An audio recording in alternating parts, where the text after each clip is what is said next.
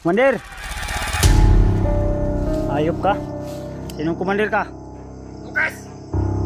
Ayay ka. Ikaw ay Commander Lucas ha? Okay. Sa mga tol, no? Isang mapagpalang hapon po. Kasi hapon na po dito tol. At patuloy pa rin tayo sa ating mission.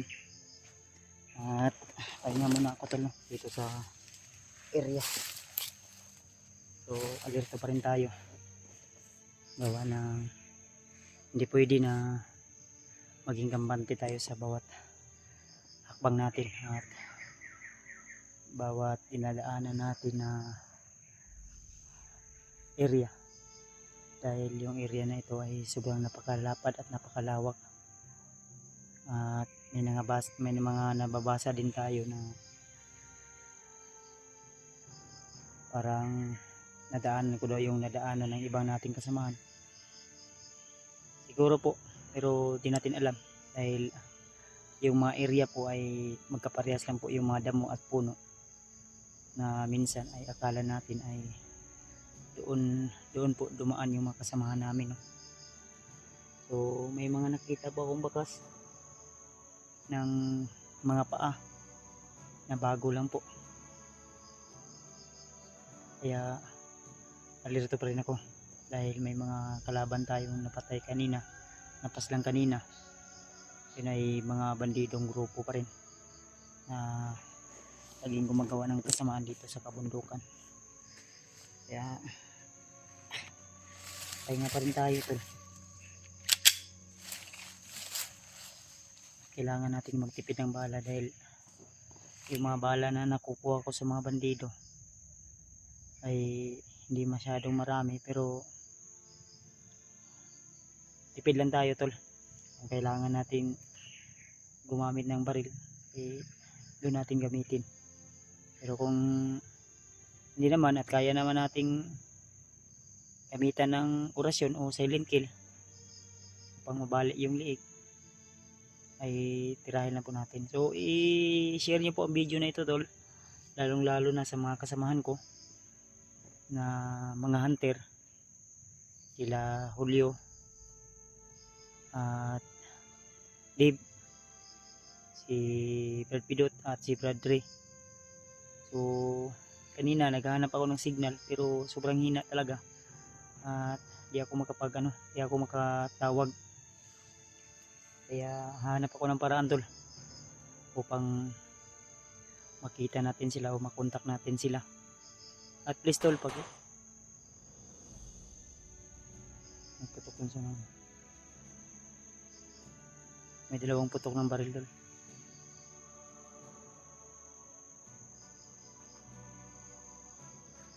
Dito bandaw, baka mga kasamahan natin yan. Yan.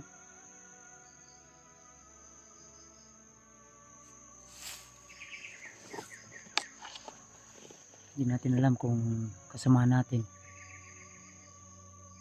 dahil si Rimart ay hinabol din ng mga bandido tol at napakadami yung kalaban na humabol sa kanya dahil hinahabol talaga na makuha yung bandana. So shoutout nga pala sa inyong lahat mga tol, lalo na sa mga silent viewers natin at solid basher na mga patuloy pa rin na nagsusuporta. Kaya napakahirap man ang mga ginagawa namin dito sa bundok, napakahirap man dahil tiniis namin yung pagod, gutom, uhaw, tiniis yung lamig tuwing gabi at maraming lamok. Pero ang lahat ng ito tol ay hindi lang po para sa akin, para sa amin, hindi para sa mga kaibigan natin, mga taong hindi natin kilala pero nangangailangan ng tulong. Kaya wala tayong magawa kundi tiisin. Ang atin lang nito ay makatabang makatulong tayo. Kaya shoutout po sa kay Ninang Josephine Kelly, shoutout sa Ninang, kay Ate Milda Galang, Tatsoy Ate, at kay Tita Rosie, kay Tita Victoria, kay Mami Joy, Tatsoy Mami, Tipsip Luis, lalo na sa trabaho mo po. At sa iba nating mga supporters na hindi ko matandaan kung sino po sila, mga ano sa akin, dahil marami akong iniisip tol, hindi lang po dito kundi doon na rin sa bahay, dahil nag-alala din ako sa pamilya ko, asawa ko at anak ko, lalo na mga bandido ay lumulusob sa kanya-kanya naming bahay. Pero may mga nilagay naman tayo doon na pangbakod, at nandun din naman si Patrick at si Bornok, kaya magiging kampante na lang po tayo at magtiwala na lang po tayo, dahil sila naman yung napagkakatiwalaan natin doon, sila Patrick. Kahapon sobrang lakas ng ulan mga tol, basang-basa yung basang-basa yung mga damit ko. Buti na lang yung bag ko, yung extra kong sanina ay nilagay ko sa silupin, then brief, then itong ginamit ko medyo makati na, then kailangan natin siguro magpalit ng damit. Pero kung may madaanan akong ilog mamaya, siguro lalaban ko to. May extra naman ako ditong sabon, may dinala naman akong sabon dito, dahil kailangan ko din itong malabhan.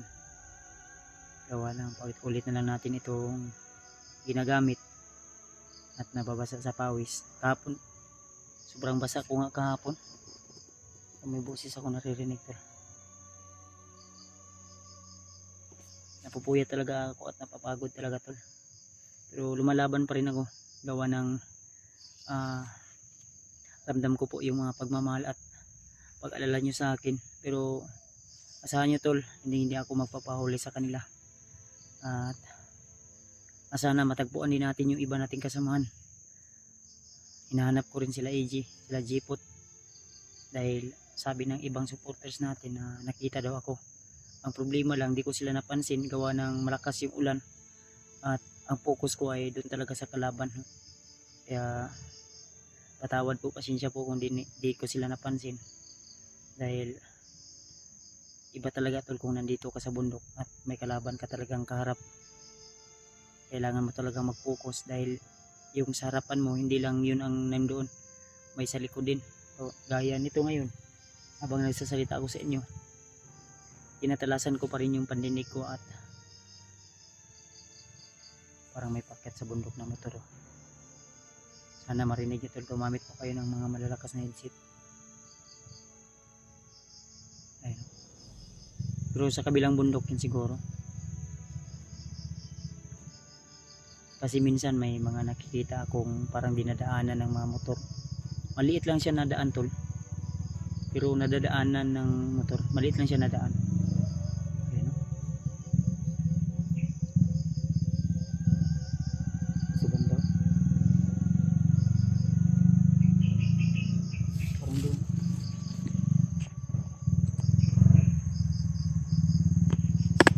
Doon banda sa unahan na yan. Ganyan talaga yung mga motor dito tol, sa bundok. Pag sa bundok ka ay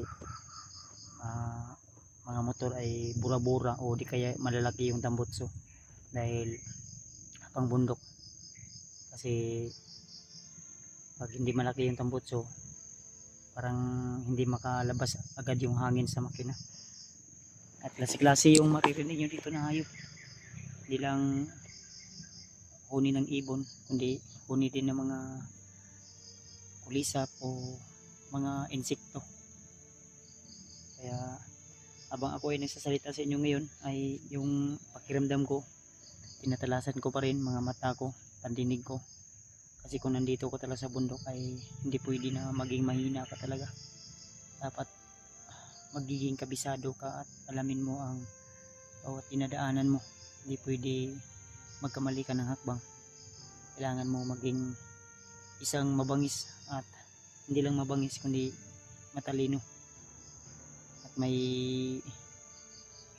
pag-iingat. Kaya minsan hindi na ako magpadalos-dalos tol. Kaya patuloy pa rin tayo. Sino kaya yun kaninang bumaril? Narinig natin. Parang may hinahabol sila. Ito banda yun, no?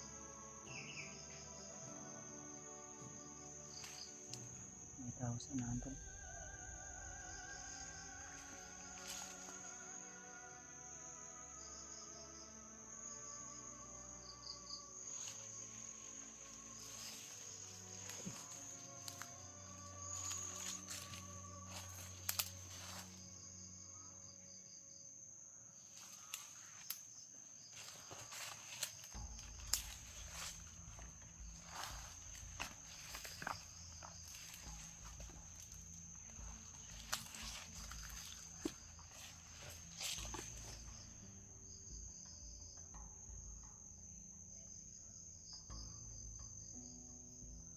Kulang tayong kumpensa tol, dahil may kakaiba ko nararamdaman. Minit yung katawan ko.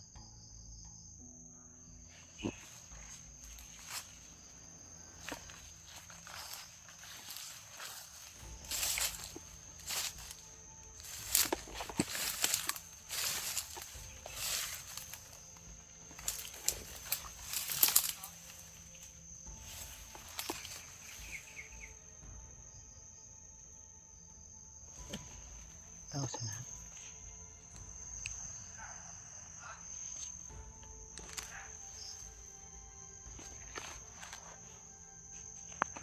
Nasa unahan tol.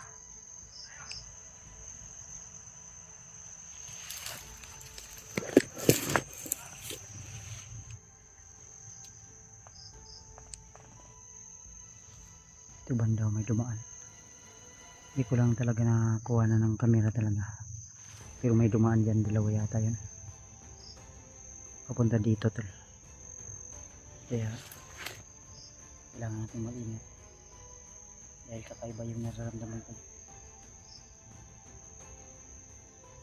Kakaiba yung nararamdaman. Parang hinahabol nila, vlogger yata yung hinahabol nila. Sanahan.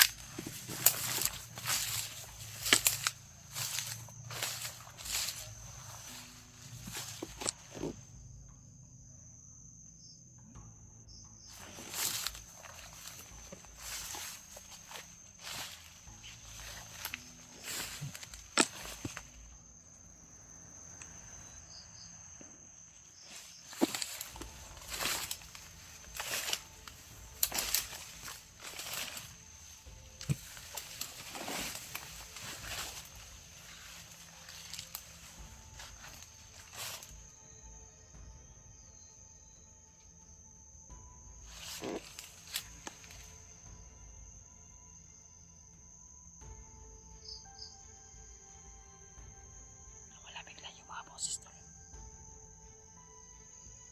Wala bigla yung mga boses.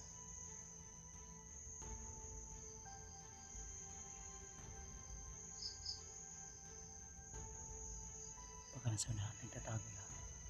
Tayo masyadong kampante, baka maambos tayo. Kaya itong sitwasyon kailangan natin mag-ingat. Lalo na tahimik. Biglang nawala yung mga usap-usap nito, mga boses kanina na narinig ko.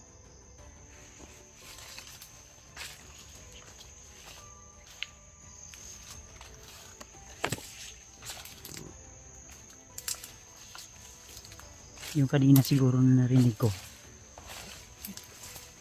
Nag-ring hinahanap nila siguro.